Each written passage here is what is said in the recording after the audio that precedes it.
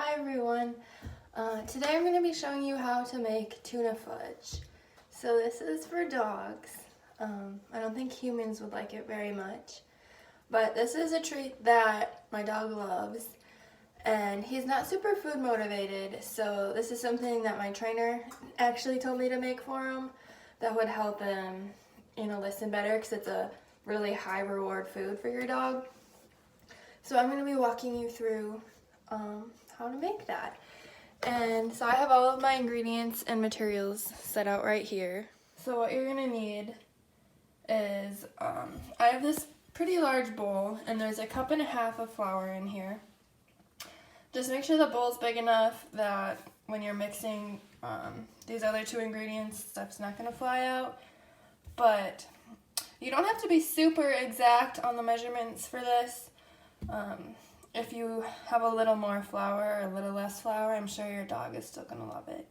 But so I have that, the flour, and it is just white all-purpose baking flour.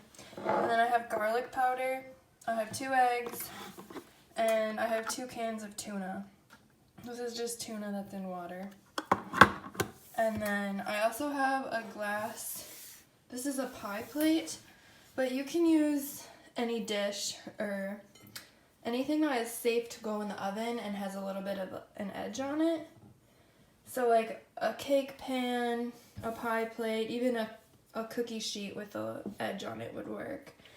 And then also I have aluminum foil because we're going to cover it once we have it all in the pan. And then I have some cooking spray because I'm going to spray the pan before I put the tuna fudge into the pan.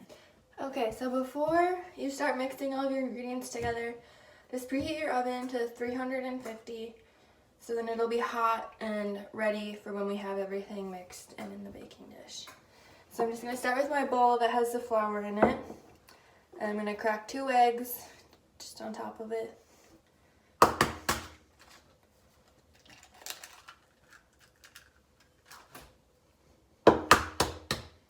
And something that is also important to say, this original recipe, the one that the trainer first gave me, it had Parmesan cheese in it, but my dog can't have dairy, so I just don't put it in there, and it still seems to turn out fine, and he still loves it. But I think the original recipe called for 1/2 cup of Parmesan cheese, so that is something that you can put in there additionally. Okay, so I'm opening the cans of tuna right now. And then we're just going to dump the whole can into the bowl. So don't drain it. Just dump all of the contents of both cans into the bowl. And so I'm just going to scrape it all out of there.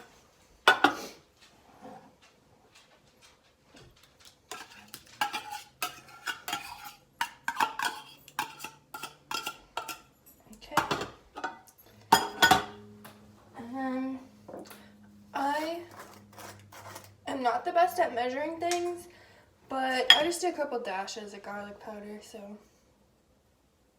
that's probably good. And then, so now in my bowl, I have the 1.5 cups of flour, 2 eggs, 2 cans of tuna, and a little bit of garlic powder. And I'm just going to mix it up until it's all incorporated.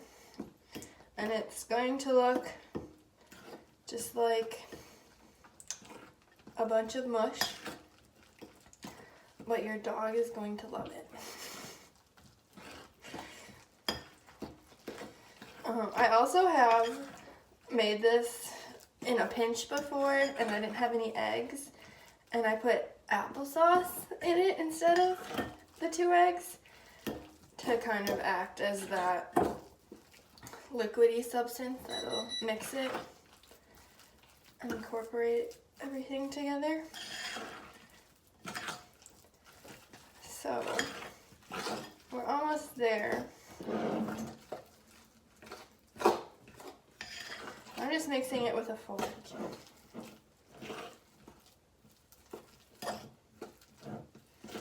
Alright, so we got about the right consistency here.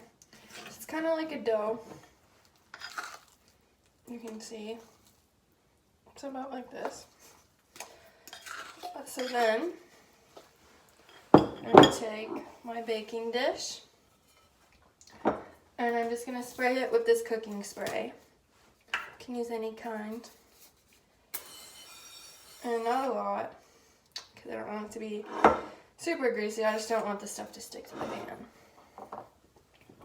So then, I have my greased baking dish and my tuna fudge, and I'm just going to pour it in.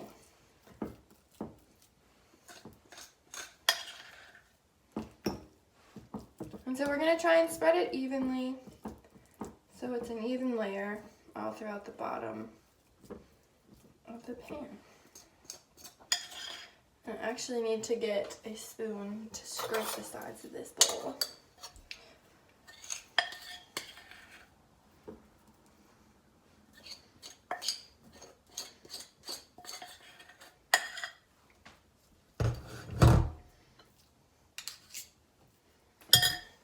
So I'm just smoothing it all out to try and get an even layer now.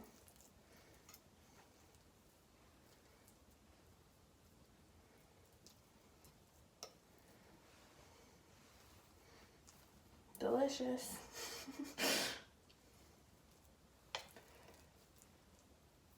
Okay, so once it looks like this, it's a pretty even layer, you can see.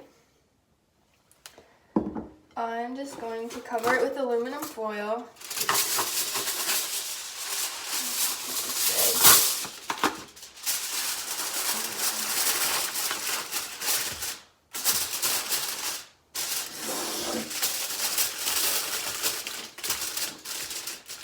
So it's all covered, and I push the sides down so it's sealed as well as possible. And I just heard my oven beep, so it is preheated.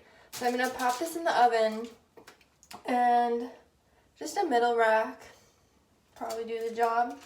And so I'm going to pop it in the oven for 20 minutes.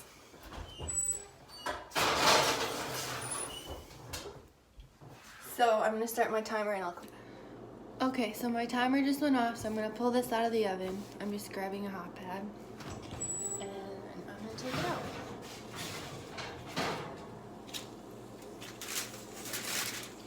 I did peek at it while it was in the oven before to make sure it was done, so I'll just show you what we're looking for to make sure it's done, because it'll probably depend on like how thick the fudge is, what kind of pan you're using, so you'll just have to check it, but 20 minutes is a good starting point for it.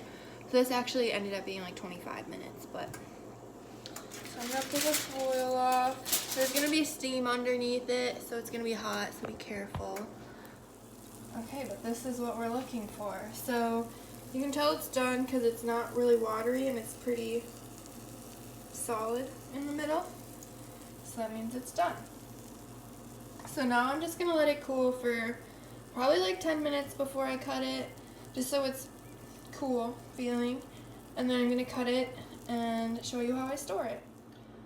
Okay, so we've been cooling for about 10 minutes, so I'm going to go ahead and cut it. And I'm just going to cut it in, I can't do this one-handed, so I'll come back and show you how big I cut the squares in just a sec. Okay, so I've cut it into pieces about this size, not super big. And so to store this, I'm going to put it in, this is just like a reusable silicone bag, but you can store it in Tupperware, you can store it in little Ziploc bags. Just put it in the fridge, so anything that you can put in the fridge. And you can store this for up to 2 weeks. And so I guess let's test to see if we have approval.